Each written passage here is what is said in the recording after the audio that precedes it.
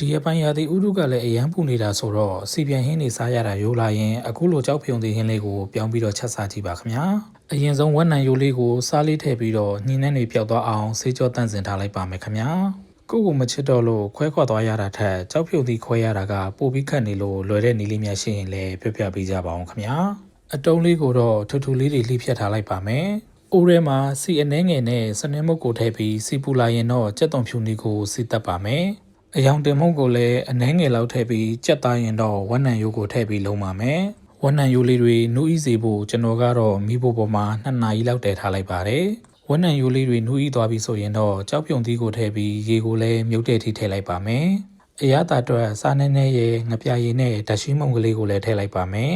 ကြောက်ဖြုံသီးတွေနိုးပြီဆိုရင်အနံလေးမွေးအောင်နံပင်လေးအုပ်လိုက်ရင်တော့အရန်ကိုအရသာရှိတဲ့ကြောက်ဖြုံသီးဝက်နံရိုးချက်လေးရပါပြီခင်ဗျာရာသီဥတုအရန်ပူနေတာဆိုတော့အခုလိုအရေးတောက်လေးနဲ့တွဲစားရတာကထမင်းမိန်လာပါတယ်လိုက်ချက်စားကြည့်ဖို့မမေ့နဲ့နော်တတာ